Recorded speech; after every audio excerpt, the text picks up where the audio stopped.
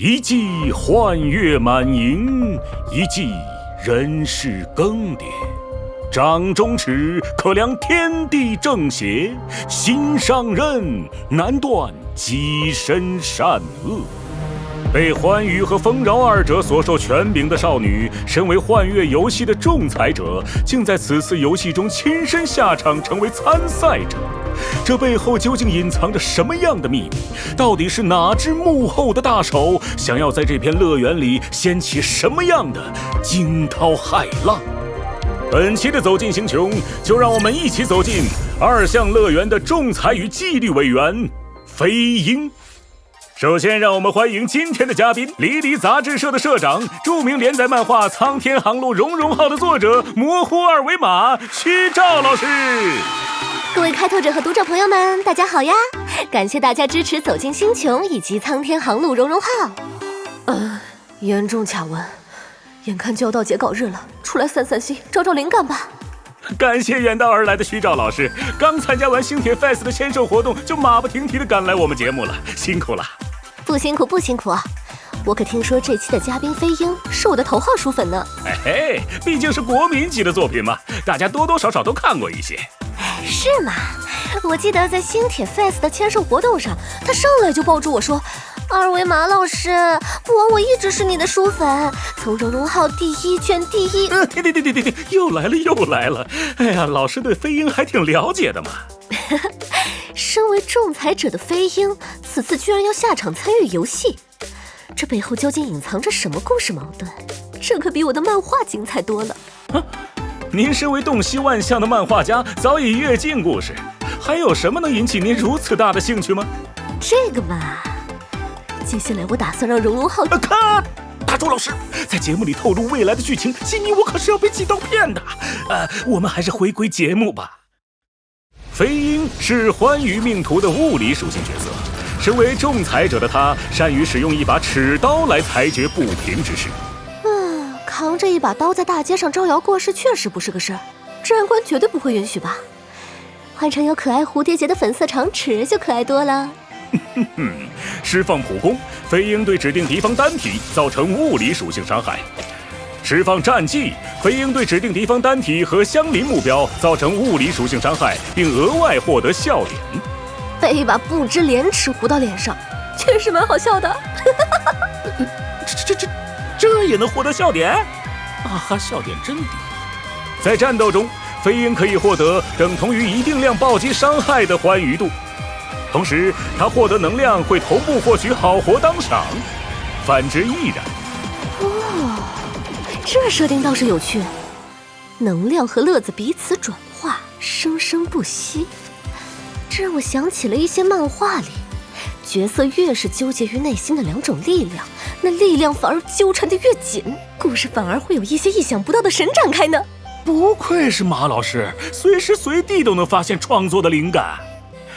累计获得一定能量后，飞鹰的得力助手狐狸老师会发动追加攻击，对敌方造成物理伤害，并恢复一定能量。释放终结技，飞鹰对敌方全体造成物理属性伤害，随后对随机的敌方目标造成若干次物理属性伤害。解锁特定行技后，当场上敌方目标数量满足一定条件时，终结技的弹射次数会得到提升。而当飞鹰持有好活当赏时，他的战技和终结技将得到强化，除原本对目标造成的物理伤害以外，会额外附加物理属性的欢愉伤害。同时，狐狸老师的追加攻击也会对敌方全体造成物理属性的欢愉伤害。既然如此，如何快速获得好活当赏，就是打出大量伤害的关键了。除了通过获得能量同步获取好活当赏以外，飞鹰还可以通过释放欢愉技对敌方全体造成物理属性的欢愉伤害，再次获得好活当赏。在解锁特定行技后，当队友持有的好活当赏结束时，飞鹰也会获得一定量的好活当赏。而当欢愉技的参演编号小于飞鹰的队友获得好活当赏时，飞鹰会转化其中一部分为自身的好活当赏。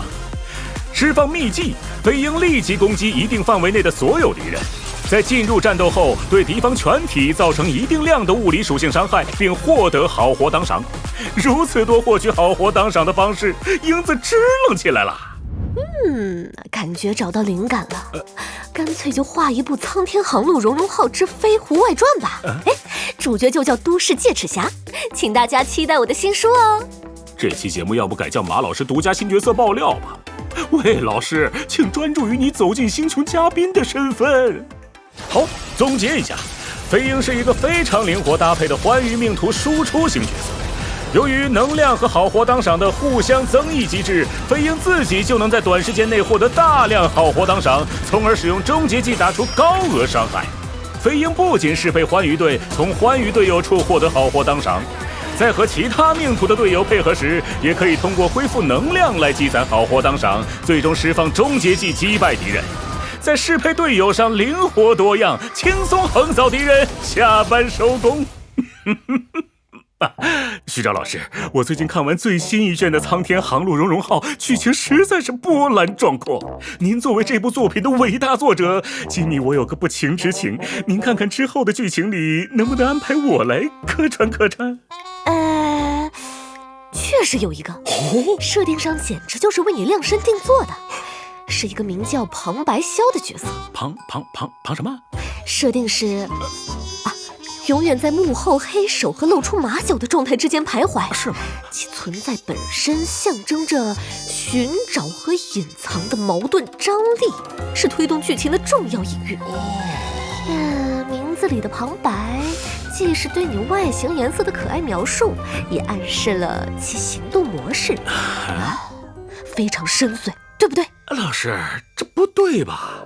首先旁白根本就不露脸吧，而且我是不是和那谁家那小猴撞人设了喂？被你发现了呢。哎呀，快到截稿日了，我要回家赶稿啦，拜拜。徐钊老师，至少给我一个能露正脸的角色呀。